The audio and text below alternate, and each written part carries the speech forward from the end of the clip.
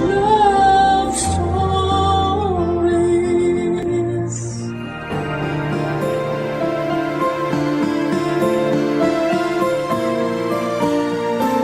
Lahat ng tao ay may kanya-kanyang halaga na hindi kailangang ikumpara sa iba.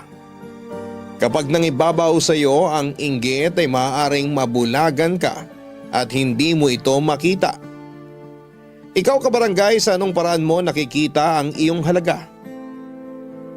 Dear Papa Dudut, isang pagbati po para sa inyo at sa lahat ng inyong mga tagapakinig. Masasabi ko po na isa ako sa mga avid listeners ninyo at laging nag-aabang ng mga bagong kwento mapa Facebook, YouTube at Spotify man. Pero kadalasan po ay sa YouTube lang talaga ako nakakapakinig dahil may pasok po kami sa school. Tawagin niyo na lamang po ako sa pangalang Clea, 19 years old at taga rito lang din sa Metro Manila. Kakagraduate ko lamang po ngayon sa senior high school at excited nga po ako na mag-college. Ang kwento ko po ay nangyari bago ako graduate, Papa Dudut. Hindi naman kami mahirap, pero hindi rin naman kami mayaman. Papa Dudut, gusto ng mga magulang namin na sa private school kami ng kuya ko mag-aral. At sinikap nga po nila na makapagtapos kami sa isang Catholic school. Sa aming magkapatid, ako yung female version ni Papa. Si Kuya naman siya yung male version ni Mama. Masasabi ko po na si Kuya yung mga charming at mas matalino, kaya parang naging madali lang sa kanya ang lahat. Kapag pinagkumpara kaming dalawa ay wala talaga akong laban sa kanya. Nung nakagraduate na ako ng junior high school ay medyo nakahinga ako dahil akala ko ay titigil na ang mga tao sa pagko-compare sa amin ng kuya ko. Pero nagkamali ako noon. May pumalit na kasi kay kuya. Pagkatapos ng bakasyon namin ay marami na agad nagbago. Lalo na sa mga kaklase ko. At isa na nga po doon yung best friend kong si Rizzy. Hindi po yun totoo niyang pangalan. Medyo katunog lang po pero nag-decide po ako na hindi na lamang po yun banggitin dito, Papa Dudut. Magkakilala na po kami mula pagkabata. Marami nga pong nagsasabi na para daw kaming kape at asukal. Siya yung asukal at ako naman yung kape na kapag pinaghalo, may isang mangingibabaw. At sa aming dalawa, ako yung may strong personality kaya lagi kong nasasapawan si Rizzy. Maputi po si Rizzy samantalang natural naman yung pagkamorena ko. Bumagay naman sa akin ang skin color ko kaya tuwing magkasama kami, ako ang mas napapansin. Pero matapos ang bakasyon namin, hindi ko akalain na malaki ang naging pagbabago kay Rizzy. Tumangkad siya ng konti at wala na ring braces. Tingin ko nga noon ay nagwo-workout din siya dahil medyo nagkaroon ng korte yung katawan niya. Kaya naman kapag magkatabi kami ay nagmumukha akong poste. Naikwento rin niya noon ang tungkol sa pag-enroll niya sa summer class ng isang theater company at sa personality development classes. Pareho naming pinangarap yon. Pero sa aming dalawa, siya lang yung nakatupad noon, Papa Dudut.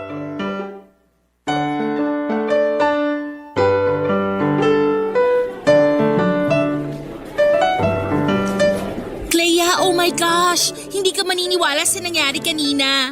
Bakit? Ano ba nangyari? Eto na nga! Nakasalubong ko si Gino.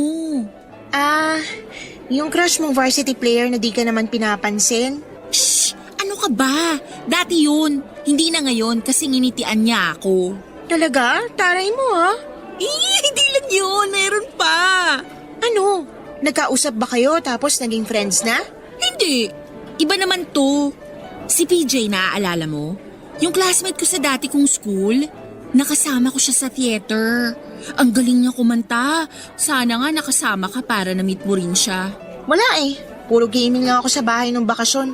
Pumunta kami sa Ilocos. Bumisita kami sa mga kamag-anak. Tapos yun, pagbalik namin, nagbasa-basa na lang ako ng books at nanood ng K-drama series. Ay, halos pa ulit-ulit lang yung ginagawa ko. Buti ka pa nga eh. Ako kasi halos wala ng time para sa mga ganyan. Nung natapos yung workshop ko, in-enroll agad ako ni Mommy sa personality development classes. Laking tulong din kaya. Kapag iniisip ko nga kung paano ako humarap sa ibang tao dati, sobrang mahiyain pala ako noon. Buti na lang, kasama kita lagi. Ikaw mahiyain? Lah, san banda? Ang sama mo. Bully ka ah. Namiss lang kasi kita. Di naman tayo nagkita nung buong bakasyon. Kaya nga ngayon, nagulat ako na ang laki na ng pinagbago mo. Glow up yarn? Kailangan ko rin to, no? Tingnan mo, napapansin na ako ng mga crush ko. Samantalang dati, dinadaan-daanan lang nila ako. Ah, ganon. Yun pala purpose ng pag-glow up mo na yan, ah. Parang gano'n na rin. Pero yung main reason talaga, gusto ni Mommy na baboost yung confidence ko. At syempre, hindi naman mangyayari yon kung wala akong gagawin, di ba? Oo na. Uy, si Kylie oh. Papunta yata dito. Hi, Rissy! Ate Kylie, na-miss kita. Kumusta naman summer mo? Okay naman, pumunta kami sa Korea, then pagbalik namin dito sa Philippines, pumunta naman kami ng Siargao. Wow, nice naman. By the way, si Clea nga pala, bestie ko. Oh, hi Clea! Siguro babad ka rin sa beach, no? Ano ka ba ate? Natural yan. Black beauty kasi siya. Talaga? Nakakainggit naman. Tingnan mo tong skin ko, next week wala nang silbi yung pagpapatan ko. Samantalang ikaw, forever na ganyan yung skin? Ang unfair nito ah, dapat ako rin. Hindi naman. Bestie, sorry ha. Pero malapit na palang mag-start class ko. Ate Kylie, punta na ako sa room namin. Okay, sige, may gagawin na rin naman ako. Bye, Rissy. Kita na lang tayo mamaya. Papadudot na ni bago ako noon kay Rissy. Hindi lang kasi itsura niyang nagbago kundi pati na ang ugali niya. Parang bigla siya naging ibang tao sa paningin ko. Dati kasi hindi naman siya napapansin ni Kylie na sikat sa school namin. Bukod kasi sa pagiging maganda at honor student, president din ito ng Theaters Guild. At sa pag-uusap nila noon sa harapan ko, nakakagulat na gano'n na kaagad sila ka-close. Samantalang ako kahit na ilang beses nang ipinakilala kay Kylie ay hindi talaga nito natatandaan ang pangalan ko. Hindi lang kasi yon ang unang beses na ipinakilala ko ni Rissy dahil doon ay nasaksihan ko kung paano sila mas naging malapit sa isa't isa. Lagi nang inaaya ni Kylie ang best friend ko. At syempre isinasama naman niya ako. Ang kaso madalas akong ma-OP dahil hindi naman ako nakaka-relate sa mga pinag-uusapan nilang dalawa. Kung nagulat ako na mabilis lang naging malapit sa isa't isa sina Rissy at Kyla, mas nagulat ako noong magsimula ng pansinin ni Archie ang best friend ko. Mutual crush namin si Archie at may usapan kami na kung liligawan man ito ang isa sa amin ay if-friend zone lang namin ito. Naniniwala kasi kami na forever na kaming magiging mag-best friend. Kaya naman nagulat na lamang ako sa mga naikwento ni Rissy nang minsan niya ulit akong isama sa cafe kasama si Kylie Papadudut.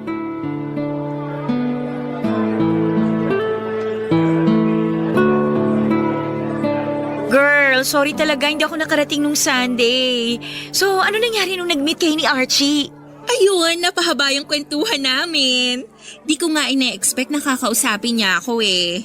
Siyempre naman no, malakas kaya ako sa kanya. Na-curious nga siya nung sinabi ko na ipapakilala ko sa kanya yung favorite kong estudyante dito sa school. Talaga? Sinabi mo yun? Oo, sinabi ko yun. Totoo naman na ikaw ang favorite ko dito sa buong school natin, no? Bakit ako? I mean, anong nakita mo sa akin para maging favorite mo ko? Simple lang. Maganda ka, tsaka confident. Marami tayong pagkakapareho. Parang nakikita ko nga yung sarili ko sa'yo nung ganyang age pa lang ako eh. And I'm sure marami pa tayong pagkakasunduan. Sure ako dyan. Si Clea kaya, Ate Kylie? Anong masasabi mo sa kanya? Well, hindi ako magpapaka-plastic sa'yo, Clea. I know hindi pa kita ganun kakilala, pero sa inyong dalawa, mas mapapansin talaga si Rizzy. Excuse me lang pero hindi naman ako uhaw sa atensyon. Oh, wag kang magsungit. Wala pa akong sinabing mali Sinabi ko lang yung totoo. Alam mo, dapat tanggap mo rin na hindi mo lahat mapiplease. Lalo na sa itsura at... Never mind. Alam ko, kasi kung di ko tanggap yon, nagpapakadesperada na ako para mapalapit sa'yo. Kaso di ako ganun Di naman ako pasikat at pabida. Girls, chill. Baka mamaya magkasabunutan na kayo niyan. Uy, bestie, wag mo na kasi masyadong siniseryoso mga sinasabi ni Ate Kylie. Sabihin nyo na lang kasi kung ayaw nyo nandito ko. Di naman yung gano'ng kahirap, diba? Bestie, please? Isa ka pa Sana di na ako sumama dito. Okay. Change topic na lang tayo para walang umalis. Anyway, ano na nga ulit yung nangyari sa pag-uusap niyo ni Archie?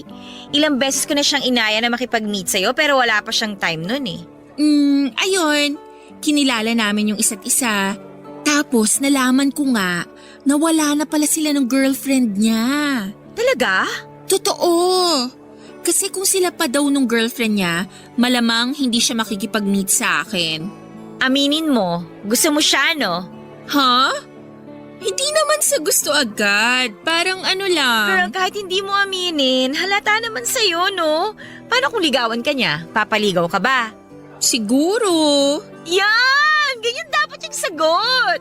Kasi alam mo, bagay kayo. Talaga?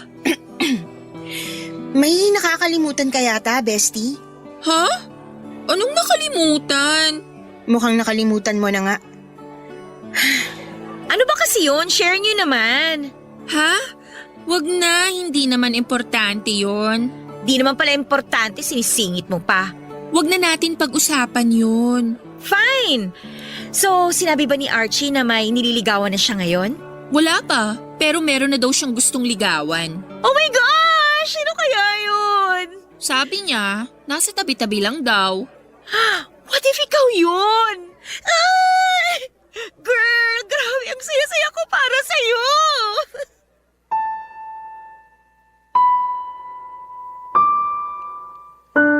Papadudot halos napanisa na nga ako ng laway habang nag-uusap silang dalawa na parang hindi nila ako kasama. Hindi ko man aminin, alam ko na sinasadya rin nila yon. Lalo na si Kylie. Pero nasaktan ako sa parte na parang naging katulad na rin ni Kylie ang best friend kong si Rizzy. Alam ko rin na hindi naman talaga niya nakalimutan yung usapan namin tungkol kay Archie. Pero sinadya niyang magmaang-maanga noon para hindi maudlot yung pagpapabida niya. Laging ganon ang eksena sa buong school year namin noong grade 11. Madalas na naming makasama sina Kylie at Archie pero halos hindi naman nila ako pinapansin. Para lang akong hangin noon tuwing magkakasama kami. Pero dahil mahalaga rin para sa akin ang best friend ko, ay tinis ko na lamang ang hirap ng pakikisama sa mga bago niyang kaibigan. Isa pa ay alam ko rin naman, nag-graduate na sina Kylie at Archie kaya darating din yung panahon na kaming dalawa na lamang ulit ang laging magkasama. Gaya ng inaasahan ko, nagkaroon ng relasyon sina Rizzy at Archie. Hindi ko na ipinaalala pa sa kanya yung usapan namin dahil ayokong makaapekto yon sa sayang nararamdaman niya. Inalis ko na lamang sa isipan ko na hinahangaan ko rin ang boyfriend niya para hindi yon maging issue sa aming dalawa. Pero hindi rin naman nagtagal ang relasyon nila, Papa Dudut. Hindi raw kasi naniniwala noon si Archie na may patutunguhan ang relasyon ng isang college at isang high school student. Hanggang sa nabalitaan na lang namin na nakipagbalikan pala si Archie sa ex-girlfriend nito. Si Kylie naman ay parang nakalimutan na rin noon si Rizzy. At syempre hindi ko siya iniwan. Sa mga panahong yon, Papa Dudut, Barangay Love Stories. Barangay Love Stories.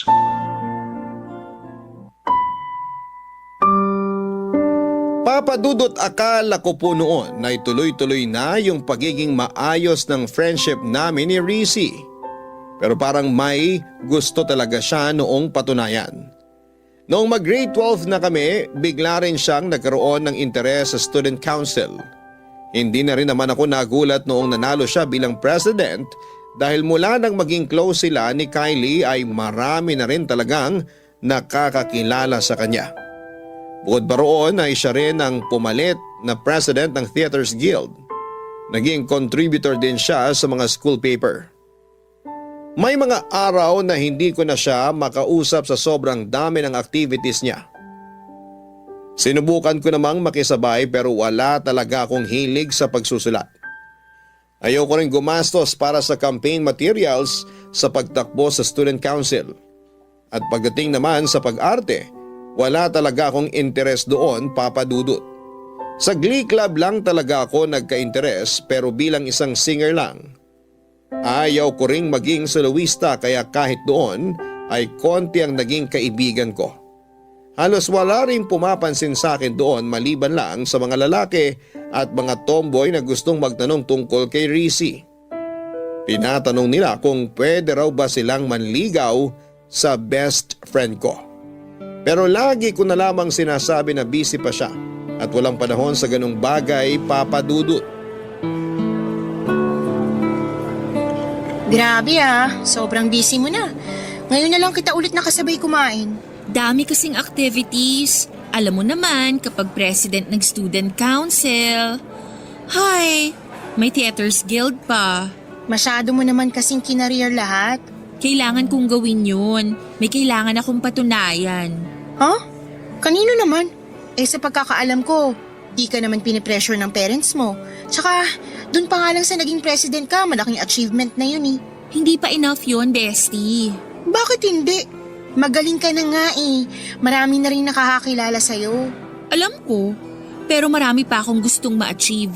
Ikaw ba, ayaw mong makilala ka dito sa school? Dapat nga tumakbo ka rin para maging student council officer eh. Wala akong budget para sa campaign materials. Kung ayaw mo yon, bakit di mo itry sa ibang club para maging active ka rin? Boring naman kung sa Glee Club ka lang. Bestie, masaya na ako doon. Okay na ako sa ganito. Hindi ko naman kasi kaya yung ginagawa mo. Kala mo lang hindi mo kaya. Tignan mo ako. Ganyan din mindset ko dati, di ba? Magkaiba tayo. Tsaka, ibang-iba ka na ngayon. Parang wala ka nang di kayang gawin. Hindi ka ba napapagod? Napapagod. Siyempre tao pa rin naman ako, no? Pero dito ako masaya. Alam mo, may naisip nga ako para sa ating dalawa eh. Ano yun? What if i-push natin na makapasok sa top 3? Seryoso ka ba, bestie? Di ba, masaya naman tayo kahit top 10 lang? Okay ka na dun? Alam kong magandang goal naman yung sinasabi mo, pero hindi kasi madali para sa akin, bestie. Magkaiba tayo. Paanong magkaiba? Matalino ka rin naman ah. Hindi yun ang ibig kong sabihin. Ano kasi, hindi lang naman pag-aaral yung inaatupag ko kahit nakauwi na sa bahay. Marami ding gawain doon. Di katulad sa inyo na merong kasambahay. Pwede mo pa rin naman i-manage yung oras mo para mas makapag-focus ka sa pag-aaral. Hindi yun ganun kadali, bestie. Saka kung ipupush ko yung top 3 na yon, hindi maiiwasan doon yung mapagastos. Hindi naman kami mayaman eh. Sinikap lang talaga ng mga magulang namin na makapag-aral sa private school. Kaya magkasama tayo dito. Nagigets naman kita sa part na yan. Pero sayang kasi eh. Marami ka pa sanang pwedeng gawin. Okay na ako sa ganito. Masaya na ako kung makakapasok pa ako sa top 10. Pero yung top 3, parang imposible pa. Ay, bahala ka nga. Basta ako, sisikapin kong magkaroon ng major achievements bago man lang matapos tong school year. Support na lang kita. Ano pa nga ba? Baka naman iniisip mo na ayaw ko lang talaga makipagsabayan sa'yo. Hindi ko lang talaga kaya yung gasto sa mga ginagawa mo. Nakakaintindi rin naman ako, bestie. Pero kung gugustuhin mo rin naman talaga yon, magagawan mo ng paraan eh. Bestie naman. Fine! Di na kita pipilitin.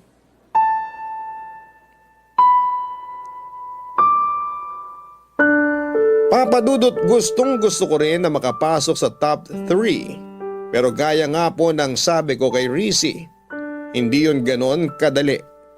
Magastos po kasi talaga kapag nasa private school, lalo na kapag may mga extracurricular activities. Pero dati naman ay kontento na kaming dalawa sa top 10. Sapat na rin yung makasama kami kahit sa isang school activity lang para masabi na merong sinalihan. At aaminin ko na maganda naman yung goal ni Rizzy. Pero marami kaming pagkakaiba sa mga bagay-bagay. Mas madali para sa kanya na mag-focus sa goal na yon kasi mayaman sila.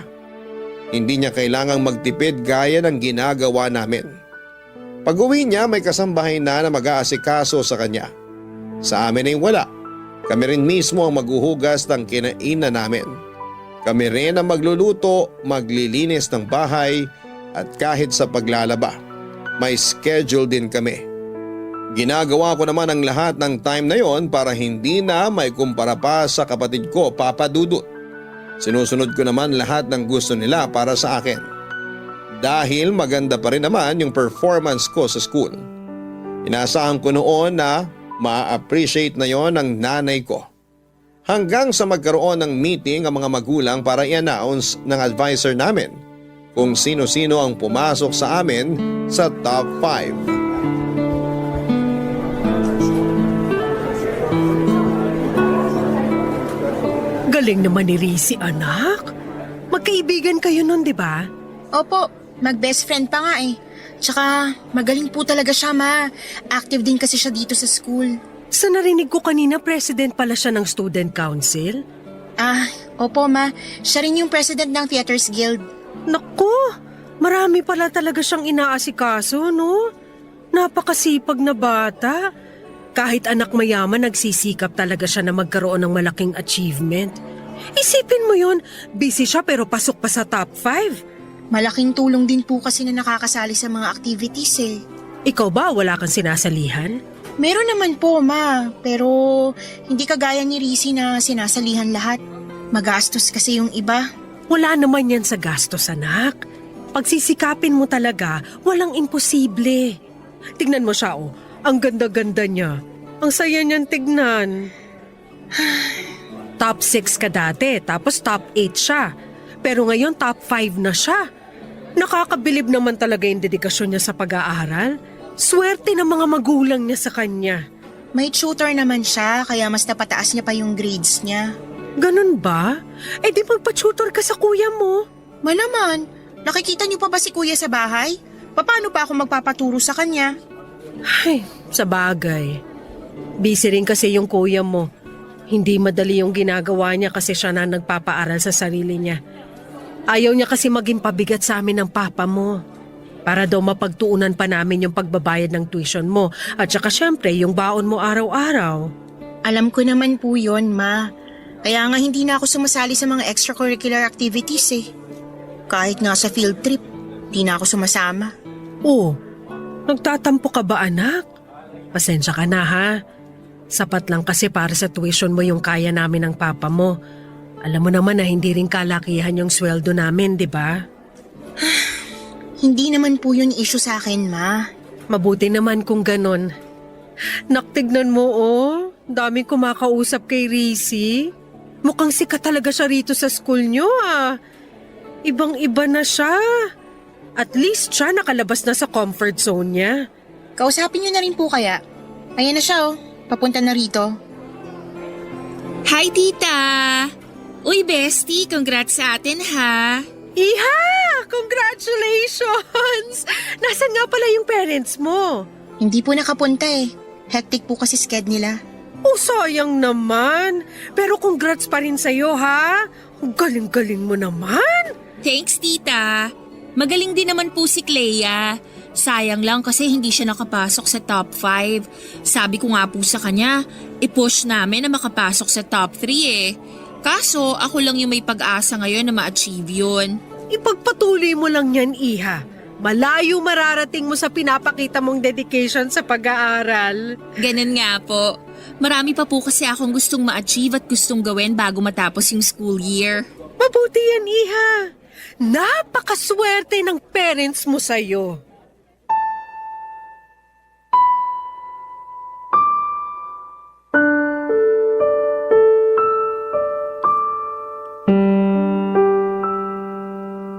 Papadudot, hindi ko maiwasang magtampo sa nanay ko nang iwanan niya ako doon para makipag-usap kay Rizzy.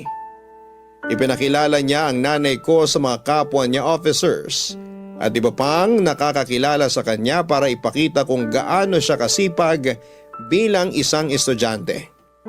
Best friend ko siya, kaya masaya ako sa mga achievements niya. Pero nang time na yon ay nakaramdam naman ako ng inggit. Tahimik akong humihiling na sanay ako naman yung pansinin ng nanay ko. Naging bukang bibig niya noon si Rizzy at halos marindi na ako sa mga naririnig kong papuri para sa best friend ko.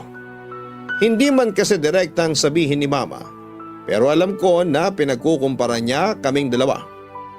Akala ko ay doon na matatapos ang pagngingit-ngit ng kalooban ko. Pero nagulat ako nang imbitahan ni mama si Rizzy para mag-dinner sa amin. Tuwang-tuwa naman noon pati ang tatay at kuya ko nang makausap din nila ang best friend ko. Panay ang tanong nila tungkol sa buhay niya na parabang galing siya sa abroad at matagal nang hindi nakikita. Ilang ulit pang sinabi ng nanay ko na driver pa ni Rizzy ang naghatid sa amin pauwi sa bahay. Matapos ang araw na yon, nagbago na yung tingin ko kay Rizzy. Pero nag-guilty rin ako dahil ganon pa rin naman siya sa akin kahit na marami siyang kaibigan. Nag-aaya pa rin siya tuwing weekend sa paborito naming coffee shop at siya rin ang laging taya.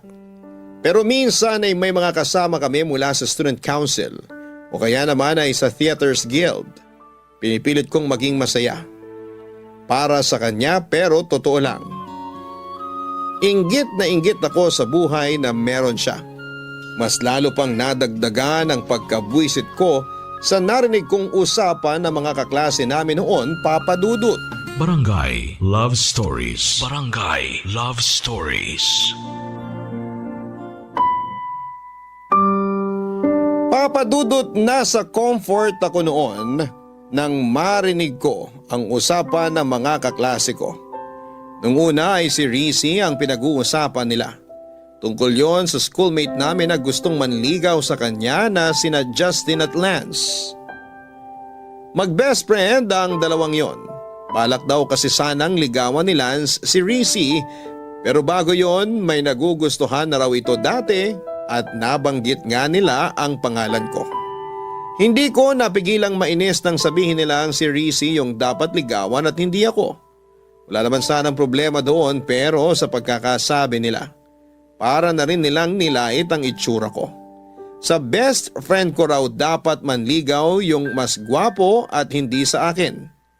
Hindi ko gusto yung pakiramdam na naiinis ako kay Rizzy dahil sa pagkukumpara ng mga tao sa aming dalawa. Siya na lang kasi palagi ang napapansin. At sa aming dalawa ay mas deserve ng best friend ko lahat ng mas magandang bagay kesa sa akin. Unang-una, pinagkukumpara kami sa itsura. Ang hirap kasi sa ibang Pinoy, porque mas maputi, yon ang mas maganda para sa kanila. Sa kulay sila ng balat nagbabase. Parang nawawalan ako ng halaga kapag siya yung kasama ko. Kahit kasi sa pamilya, mas bida si Rizzy. Lahat ng appreciation na kailangan ko para lumakas ang loob ko ay nawala ng dahil sa kanya. Hanggang sa mapag-usapan namin ang tungkol doon.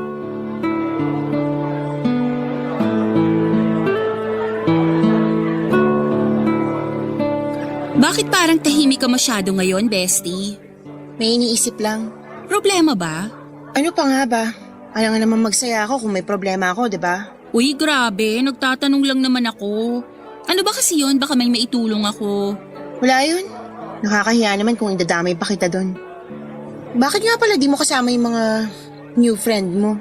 Bakit ko naman sila isasama? Bonding natin to. Minsan ko lang naman sila isama dito sa cafe. Nagtatampo ka ba? Ha? Hindi ah. May narinig lang kasi ako na di ko nagustuhan. Tungkol saan?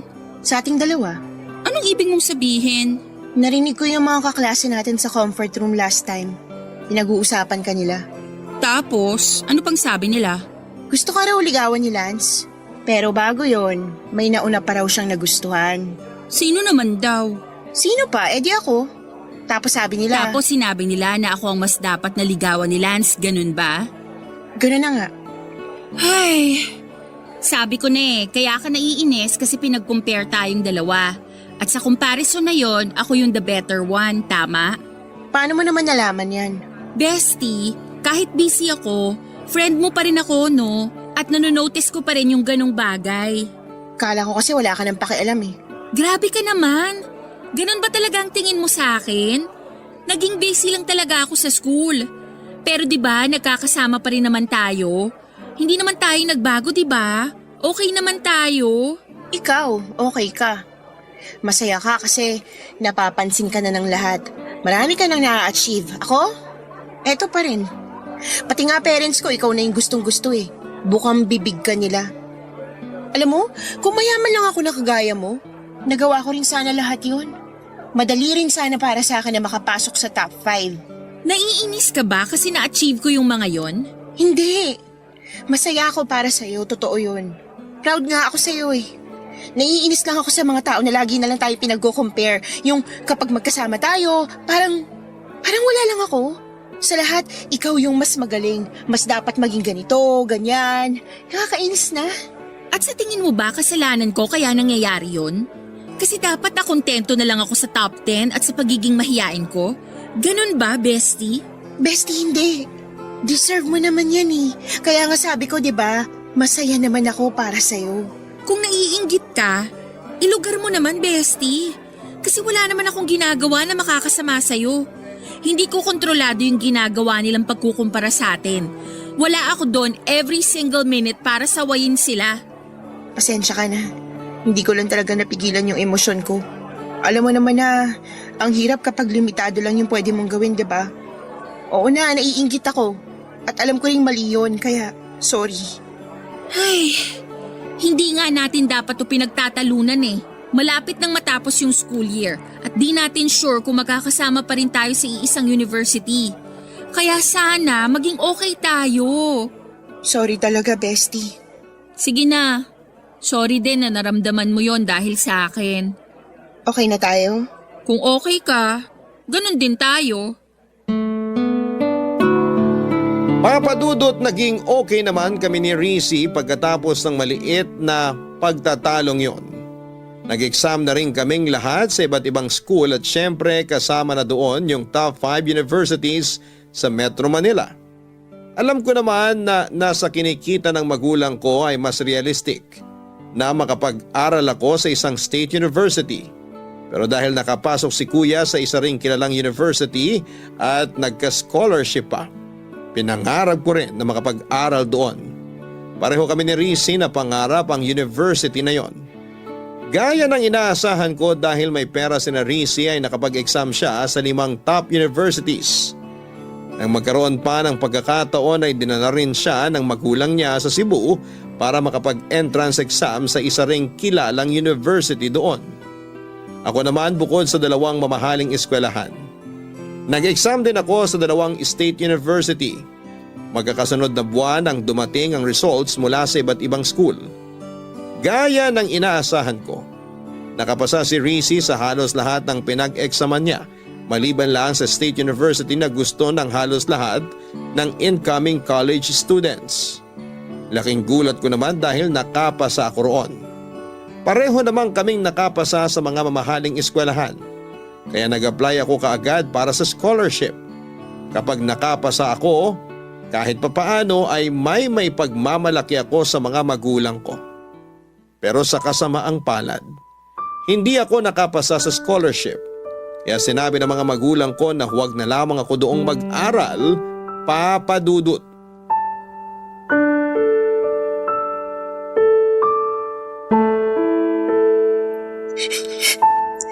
Bestie, please, tahan na.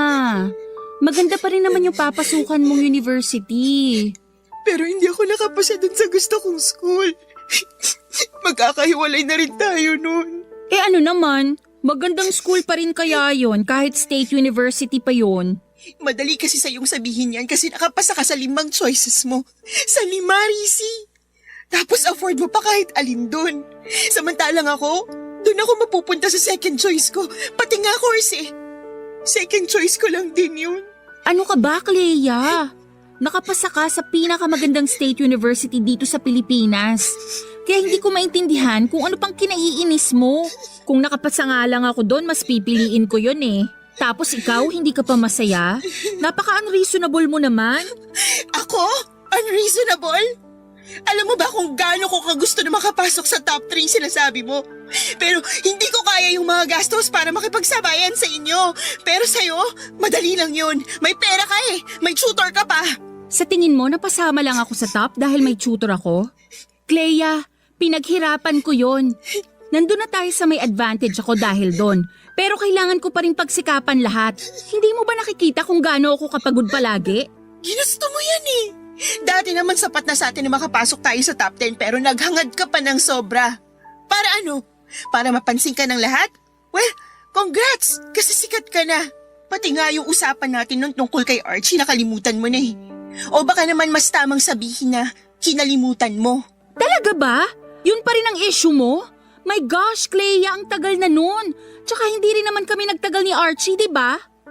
Alam mo, kaya ka nagkakaganyan kasi hindi mamatay-matay yung inggit mo sa katawan. Hindi mo kasi ako naiintindihan eh.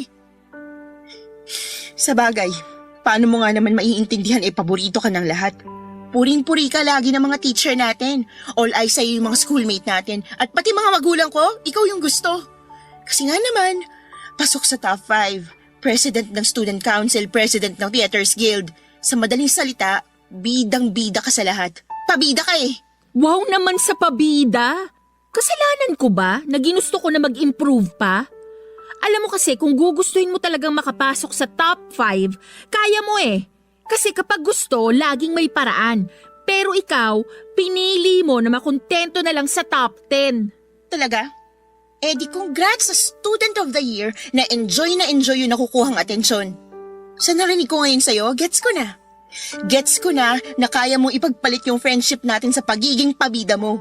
Kung gusto mo, doon ka na tumira sa amin eh. Para ikaw na lang ang anak ng mga magulang ko. Total, gustong-gusto ka naman nila, diba? Naririnig mo ba yung sarili mo? Mula elementary tayo, ikaw na yung nagdadala sa akin. Kasi nga di ba mahiyain ako noon? Tapos ikaw yung malakas ang loob sa ating dalawa? Kaya akala ko magiging proud ka sa akin. Akala ko magiging masaya ka sa lahat ng achievements ko. Para sa'yo na naman. Ikaw na naman. Kung alam mo lang kung gaano ka kaswerte, hindi ka mag-iisip ng ganyan. Ni minsan ba nakita mo yung parents ko dito sa school? Wala sila lagi, di ba? Si Yaya lang yung lagi kong kasama.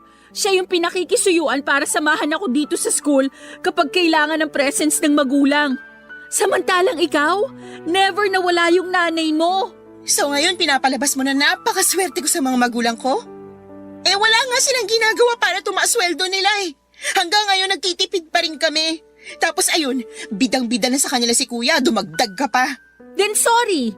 Sorry kung akala mo inagaw ko sila sa'yo. Masaya lang kasi ako noon na naramdaman ko sa kanila yung pagiging magulang sa akin kahit saglit lang. Alam mo ba kung bakit nasabi ko na swerte ka sa kanila? Kasi mapopromote na sana sila eh.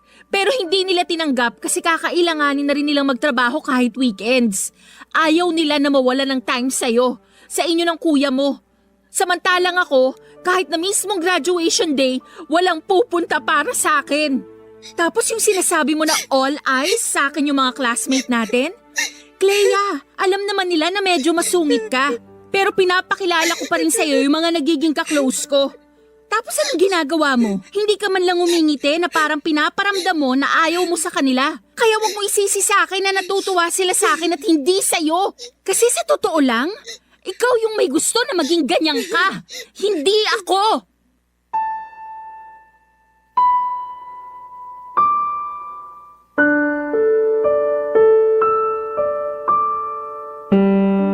Nagulat ako sa narinig ko noon mula kay Risi Papadudut. Pero nagalit din ako. Sa katunayan, dumating at lumipas ang graduation namin na hindi kami nag-uusap. Hanggang ngayon, na first semester na namin, Natuloy siya sa mamahaling university. Ako naman sa State University talaga pumasok at isa ring scholar. Pero aaminin ko na ngayong wala na ako sa private school. Nakahinga na ako ng maluwag dahil hindi ko na kailangang umastang mayaman. Pero tuwing nakikita ko ang mga post ni Rizzy sa Facebook, parang bumabalik sa akin yung naging huling pag-uusap namin. At tuwing naiisip ko yon ay napapahiya ako sa sarili ko. Hindi ko alam kung anong dapat kong maramdaman sa pagkakaibigan namin ni Rizzy. Aminado ako na medyo masungit nga ako noon at palaban din. Pero naisip ko rin kung kailangan ko nga ba talagang magbago para sa ibang tao. Wala naman akong sinabi na gusto kong maging mahiyain si Rizzy habang buhay. Pero hindi ko maintindihan kung bakit kailangan pa niyang kaibiganin yung halos lahat ng estudyante sa school namin. Siguro'y nasanay lang din ako na kaming dalawa lang yung magkaibigan. Baka nga naging selfish talaga ako, Papa Dudut. Sa ngayon ay hindi ko pa rin alam kung anong gagawin ko dahil hindi pa rin kami nagkakaayos ni Rizzy. Sana po ay makahingi rin ako ng payo sa mga nakikinig ngayon. Hanggang dito na lamang po muna, Papa Dudut. Maraming salamat po sa pagbabahagi ninyo ng kwento ko. Taos-pusong nagpapasalamat din po ako para sa Barangay LS sa patuloy na pagbibigay ng pagkakataon sa amin na makapagbahagi ng kwento dito at mapakinggan pa ng libu-libong mga listeners ninyo. God bless, Papa Dudut, at mabuhay ang Barangay LS. Ang inyong forever kapuso at kabarangay, Clea. Nagustuhan ng iyong napakinggan? Ituloy yan via live stream sa www.gmanetwork.com/radio. Barangay LS 97.1 Forever